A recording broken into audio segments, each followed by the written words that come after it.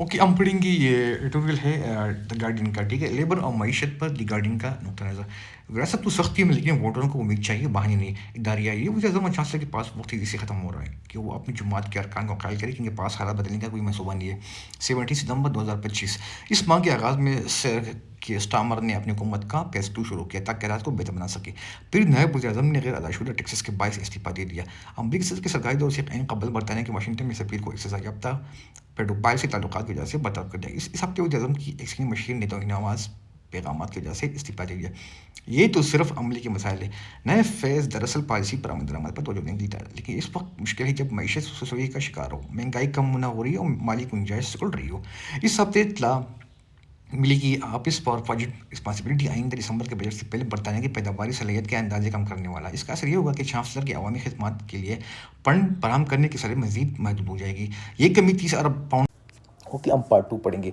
हुकूमत अभी भी इस शोबे में बचत तलाश करने का इरादा रखती है। ये नया वर्क एंड पेंशन सेक्रेटरी बैक पेडन का मुश्किल काम होगा, तो ऐसा तरीका निकाले जिससे बैक बेंच अरकान दोबारा नाराज़ ना हो। अगर शरीर रिव्यू अपनी बजट तजावीज़ पर नाराज़ लेबर साथियों को साथ मिला भी ले ले, तो तब भी इन्हें इस इख्तिलाफ की जमातों और दाई बाजुओं की मीडिया की शदीद तनकीद का सामना होगा, क्योंकि वो टैक्स बढ़ा रही है और इन पर इल्ज़ाम लगाया जाए कि वो वर्किंग पीपल पर इजाफी बोझ न डालने के अपने वादों से पीछे हट रही है।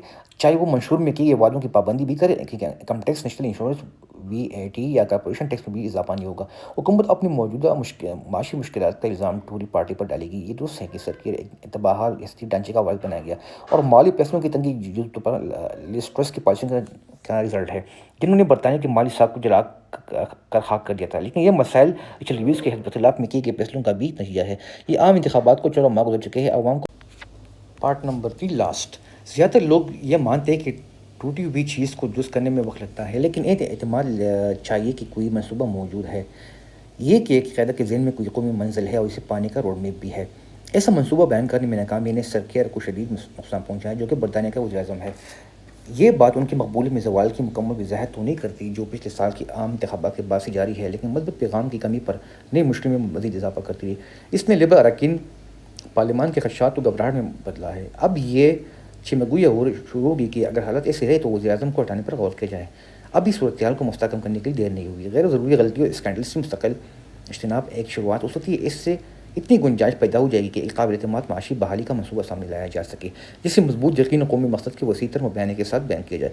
ऐसा मुकदमा पेश करने के सलाहियत किसी भी वज़ीर आज़म की बुनियादी अहलियत होती है।